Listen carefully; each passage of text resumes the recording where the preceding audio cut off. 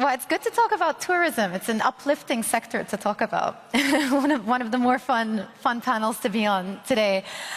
Your Excellency, I want to start with you. I know tourism has been a big focus in Qatar, part of the diversification efforts. The numbers were really good. They were solid for last year. You're already at 5 million tourists versus your 2030 6 million targets. You're getting very close to your 2030 target. Exactly. Talk to us about how important you expect the tourism sector to be as a driver of Qatar's growth in the next few years. Amazing. First, I'm very happy to be with you on stage with my brother Sébastien here and talking to this beautiful audience. As you know, everybody in the region or globally, they are looking to increase the number of visitors. In Doha or in Qatar, we succeeded to reach 5 million visitors in 2024, which is like 25% increase from 23. But let's take this opportunity when Sébastien here on the stage with me, we are focused more on room nights. First time we reached more than 10 million room nights in 2024, which is a metric allows us to measure the economic impact or economic growth. This is the most important, I think, for us in Qatar.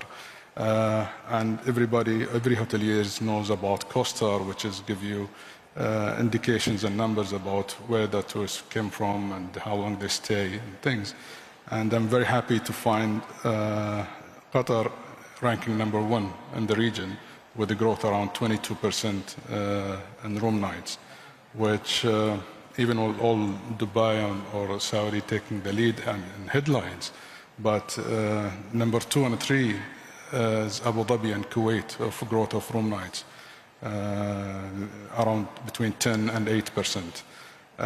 We are building on this, and we will try to drive these numbers to grow and to have real impact in our economy. Is it fair to say then it's not just about the number of tourists who come in, but how long they stay in Qatar? Yes, this is what we're trying to focus on, how long they can stay in Doha, to extend the staycation here in Doha, and to find what the people looking for here in Doha about adventure, sun, sea and sand, more quality time with the families, and to use the diversified offering here in our city in Doha. And Michael Bublé, if you're here this week. Yes, Michael Bublé on Friday. I hope everybody have a chance to that.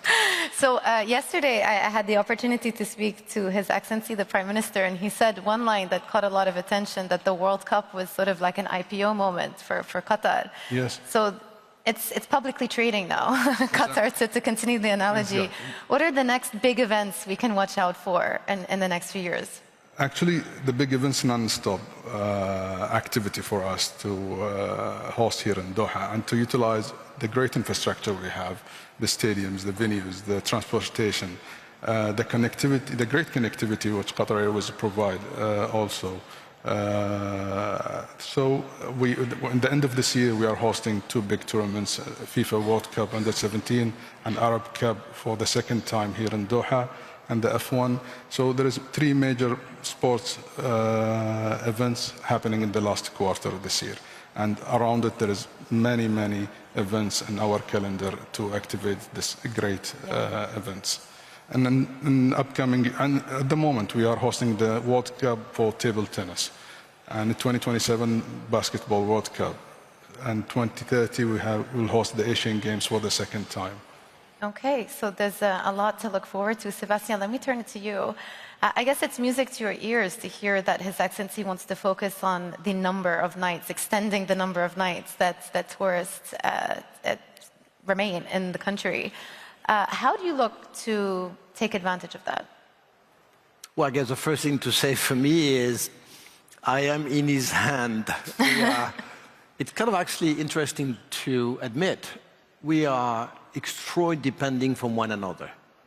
I am depending on the government of Qatar in terms of vision, ambition, tourism plan, which the Excellency is now leading. And of course, for him to deploy and execute, he is a little bit depending on me and my peers. But let's start first with, he is the decision maker, and I have to listen, and I have to basically be devil advocate, and then I have to make sure I can fulfill the promise. That being said, people probably don't realize it, but I came the first time in this country in 1992, 33 years ago.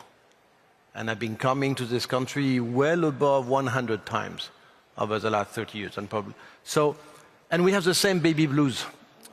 We, as French, we missed the Olympic of last year. That was the best time ever for France. You in Qatar, and I'm with you, we missed the soccer As in cup. you have nostalgia. Because no, it's nostalgia because that was the best time of all of us basically describing the best of Qatar and the best of France. So now we basically have to play on it, build on it, and revive it. And it's not that easy. What I've been saying for a lot of time, which is why I love this country, is you have everything. Qatar has everything. From the very first day, it started with Qatar Foundation, with university, with schools, with hospitals. Then Qatar Airways is a gem. But a lot of people don't know of the existence of Qatar Museum and so many other things. So what we need to do together, since it exists, since it's being invested, can we please show it off? And this is where we are today, and it's really building up for the last 24 months, better than we all expected. We just have to get going. Certainly sounds like it from the numbers. So let me just ask you about those numbers. Paraphrasing what His Excellency said, the numbers into Qatar, big growth of north of 20%. Other countries in the region also, in the GCC, around 10%-ish. How does that compare to other pockets around the world? Well, the world is very easy to predict, and please agree with me, tourism travel industry is a blessed industry since 1970. That industry has been growing between 3 and 5% per annum for the last 50 years. New supply has been growing 1.5 to 2% per annum for the last 50 years. So you had a demand exceeding supply by 2 times. The next 20 years, for sure, demand's going to grow no longer 3 to 5, but probably 4 to 6. Supply will remain 1.5 to 2. So we're going into golden ages where demand's going to exceed supply by 3 times. Why? You need 3 cylinders to grow. Do you have a higher demography in the world? Answer is yes. Do you have a higher growth of emerging middle class? Answer is yes. Do you have a higher means of transport, whether it's road, trains, airport? The answer is yes. Now, you've seen GCC, and I was very happy His Excellency Sheikh Abdullah talked before. GCC, for me, is one country. He's so right. And GCC has been increasing since pre-COVID by 32% in terms of destination, which is 95 million. Oddly enough, since I'm very French, it's still not there yet on France alone, which is 100 million. But of course, GCC is going to be way beyond France probably in 2 years from today. So now it's a question, you have the demand, you have the supply, and what's so interesting? Out of the 1.6 billion people who travel, they go now much more to the Middle East, much more to Asia Pacific, and less to Europe. But what we need to do is, on any social media, any app, any corridor channel industry, we need to basically talk about it, which is why we have this forum today. And we need people to stay longer, because it costs a fortune to get somebody to Doha. Make sure they spend that extra 2 nights. So would you say for Accor specifically, this is the fastest growing region in the world for your business? Yeah, what people, when they travel, half of social media content is on travel and tourism and food and beverage, half of it. Half of it is about souvenir. What is it that you like? You always forget what people say, you always forget what people act, but you don't forget what they make you feel. No, but I'm very serious. Everything about feeling, sentiment, memories, souvenir, and it's very tough to execute. So what we need to do here, and which is why I'm so attached to Qatar Museum, Qatar Exhibit, fashion industry, there's a lot of things you can do through the luxury segment, which is easier than the standardized mid-scale economy segment. Your Excellency, talk me through what Qatar is doing on medical tourism. This is an interesting conversation you and I were having in the back, and I'd love to hear more about it and what your plans are. Exactly. Qatar is one of the highest countries in the world have spending on healthcare. And I think His Excellency the Prime Minister mentioned this yesterday.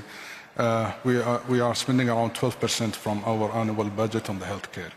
And we are in Qatar Tourism, look at it as like it's an opportunity. And we worked very closely with the Ministry of Health to develop the new health tourism strategy, and we just finished and presented to the PM and got approved. This can help us to capitalize on this investment, to call people to come and enjoy the quality of healthcare here in Doha, and to target on this audience as main target for us. Please come, enjoy our quality of healthcare and our quality and safety in the city. This can drive also more people to Doha and to justify this big amount of investment putting in this sector and also serve our tourism sector. But always what I'm looking for, to use this technology to talk about these projects, about these initiatives. And this is what we are focusing now with AI, with the big tech companies in Doha, and put tourism more closely with the people, to let people, everyone to know what they can have and what they can enjoy here in Doha. If we are not speaking enough as Qatar Tourism, there is many tools we can spread the information and the services, and it's really very interesting working on this. Is the purpose of that to attract a different demographic than who is currently coming? Yes, as I mentioned in the beginning, I'm not looking to drive the numbers high, rather than to stay more on the quality of visitors, to enjoy our excellent service here in Doha. In Qatar Tourism, we have something called Qatar Excellence Academy. It's covering all aspects in this sector, from museums, tour guides, DMCs, taxi drivers, teaching people, even tour operators out of Doha, about what we have here in Doha, and using also our partners as Accor or any other hotel company to talk about Doha and promote Doha more and more. Sebastian, you were saying you've been in Qatar since 1992, is that what you said just now? Yeah. Okay, do you feel like because you've been here longer, you have a competitive advantage over the other hotel operators who are looking at the region as well? Because there has to be more competition now. I wish the answer is yes. I don't believe so. Why not? Well, because the Qataris are very demanding. They love me for who I am, but they want tomorrow. That's a good thing. That's a high standard, though. So it's no. I think I have a better read on the Qatari officials and have a very deep relationship. But that's good. But that's not good enough. So I know, and the more I know them, the more they ask for me. So I guess. But seriously, it's the difficulty of this country, and it's one, and it's being addressed. We don't have enough luxury beach resort experiences. They built it in Dubai. They are building it today on the Red Sea in Saudi. They built it in Abu Dhabi. And we are, I say we as Qatar, we are late in this country. And most of the luxury hotels today still don't have great beach access, which is why altogether for the last 4 years, we basically launched this Land of Legends and the golf resort, all that 5 billion investment being made by Qataris and non-Qataris, by the way. The theme park, the water park, the retail done by Land of Legend, which I am associated with, we've been saying to the Qatari official for the first time, we want non-Qatari to put the money at work. We're going to put skin in the game. We're going to build it. But that is what's missing in this country, is people will come here if they have entertainment, leisure, water park. I know Qatar Fan exists and Qatar Fan is being built. I'm just saying we need more of them and we need to go quick at it because other countries will offer the same thing and hopefully not sooner, but we need to catch up. Sorry, I should not be saying we. I'm an outsider, but I guess... No. Thank you for this frank answer, but all what he said, it's already been addressed on. We happy that the Sébastien project has been announced, and it's a big investment, 20 billion real investment, I think will drive the tourism sector forward, and as a new product and new offering to utilize the beautiful beaches of Qatar. What's the name of the project? It's a Sébastien project. It's 20 minutes drive from this hotel, and it will have the great Land of Legends theme park with different kind of offering resorts will be around it with a great golf course, which will give a great experience for the visitors. We'll announce tomorrow, when we will sign here, the first PPP project between Qatar Tourism and Public Works Authority and Ministry of Commerce and Industry. And further details will be announced in tomorrow's press conference. It's a project about development, new development for the new beaches here in town, in Doha. We are developing also the beach for this hotel, which is missing.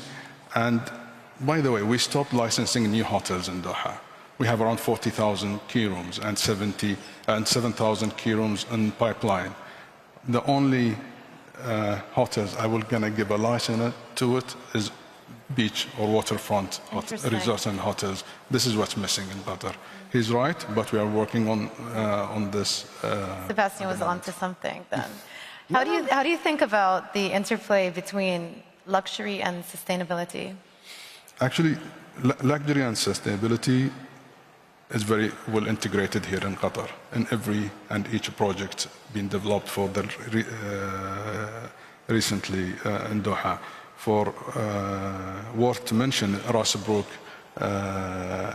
resort, we have great Habitats hotel there. It's been built in a Marine Biosphere reserve. It's UNESCO designated area. It was very environmental strict areas, but we developed great luxury resort there. QNCC, the Qatar National Convention Center, it's one of the latest, it's been there for 10 years, and it's the first convention center in the region have LEED certificate, which is also focused on sustainability and luxury. Musharraf downtown, it's very well designed as a luxurious place and also environmentally friendly. So luxury and sustainability is really very well integrated by design in Qatar. Sebastian, earlier you were talking about people remember how a place made them feel as opposed to what they did. How do you maximize customer experience in your hotels? Well, it's all about service.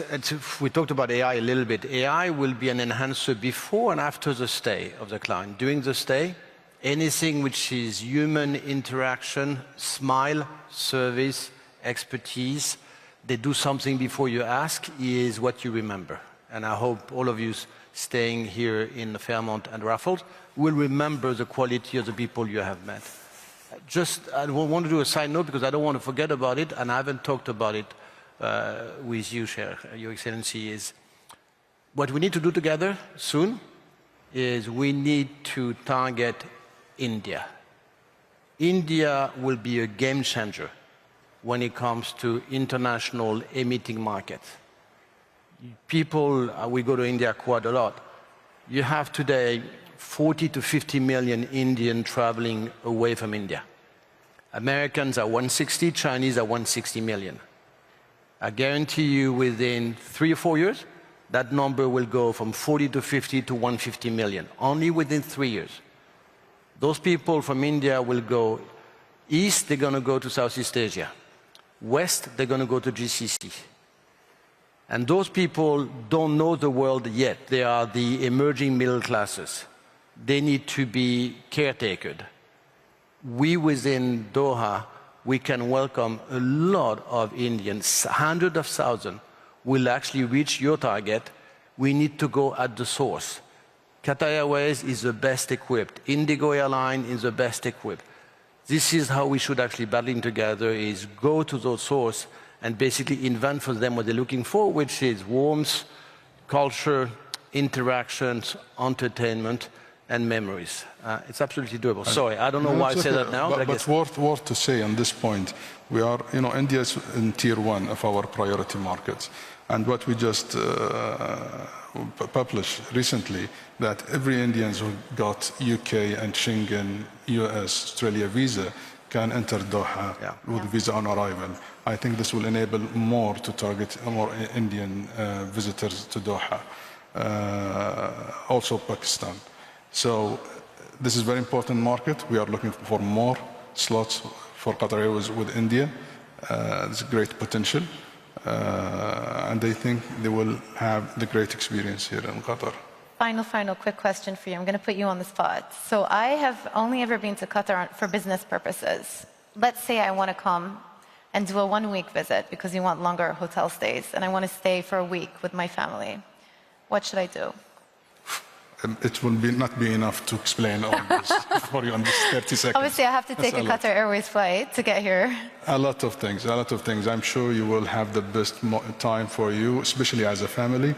It's suitable for all types of travelers, all different ages, with the wide offering of shopping experience or culture experience in beautiful museums here in Doha, traditional souk, the culinary, the food in Doha is really great. And I'm sure there's many of us, food is the first factor to decide where to go.